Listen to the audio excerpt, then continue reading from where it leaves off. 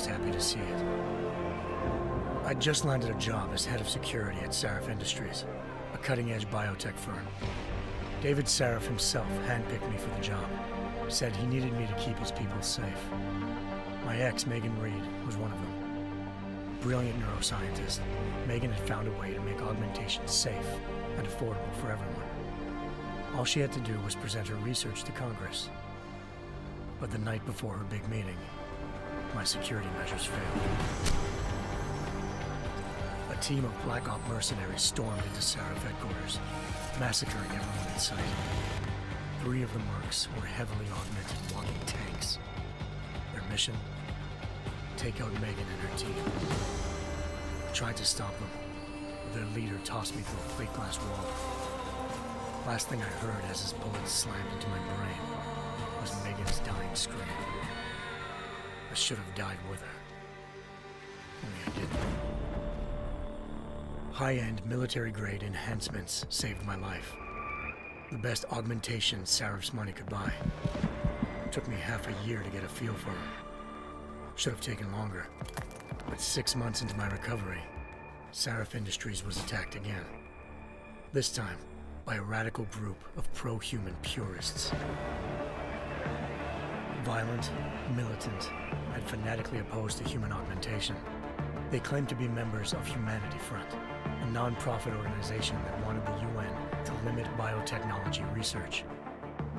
The thugs broke into Sarif's factory and found machinists working overtime on a top-secret military augment called the Typhoon.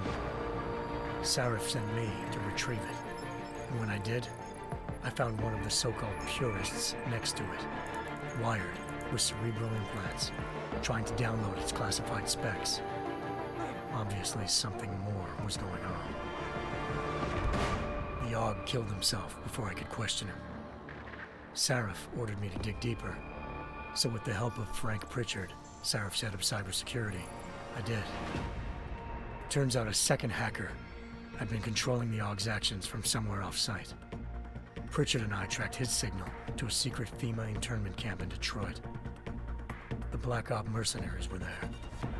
The same mercs who'd left me for dead 6 months before. Figured they'd try again when they saw me. It wasn't so easy for them this time. I took out the tank named Barrett, even got him to give me a new lead. A penthouse apartment in China. Of course, we both knew it would be a trap in the end.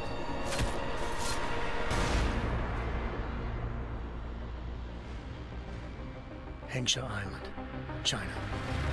Home to a city so crowded, they had to build a second city on top of it. Trying to find clues in Hengsha wouldn't be easy. Lucky for me, I wasn't alone. Farida Malik, Sarif Industries' ace pilot, had lived in Hengsha before. A good person to have on your side.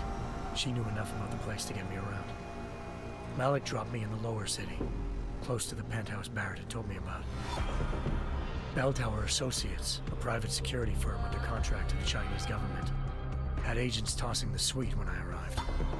Just not for the reason I'd been expecting. Turns out the man who lived there was a criminal hacker named Van Bruggen.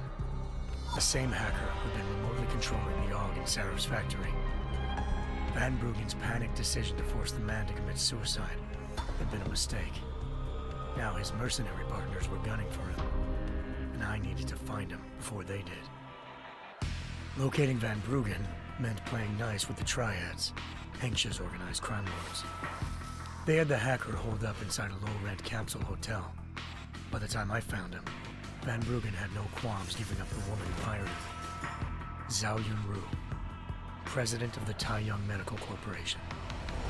According to Van Bruggen, Zhao wanted to monopolize the augmentation industry and had hired Black Op mercenaries to destabilize her competition. Sarif Industries was at the top of her list. To prove this, I needed to get inside TYM and grab a surveillance hologram off a server. I suspected Van Bruggen was hiding something when he told me this, but nothing could have prepared me for what I saw. Megan wasn't dead. She and her 4-vest research, thanks to an emergency recall notice issued by the World Health Organization. Millions of people all over the world already had the biochip installed. With the help of the scientists, I tracked Megan to a private section of the ranch. There, I ran into Yaron Namir, the walking tank who'd put a bullet in my brain the first time we met. He'd teamed up with Zhao and was hoping to catch me off guard. Their little ambush didn't work. I found Megan in a suite belonging to Hugh Darrow, the billionaire philanthropist who'd Sarif had called on for help. Darrow had convinced her to go along with the biochip plan by promising to sabotage the tech. As she was explaining this, Darrow appeared in a global broadcast, telling the world that augmentations would be the death of mankind. Then he activated the biochips to prove his point. All over the world, augmented people flew into a killing frenzy. Darrow had betrayed everyone, and it was up to me to set things right. To do it, I had to reach Panchaea, a massive installation in the Arctic Ocean. As I raced through corridors built by an all-augmented workforce, I saw death and destruction firsthand. By the time I shut down Darrow's broadcast, I knew the damage he'd done. Still, humanity's future remained unclear. How would the world react to this sabotage? Would people ever regain their faith in augmentations again? What would be the Illuminati's next move? Only time will give us the answers.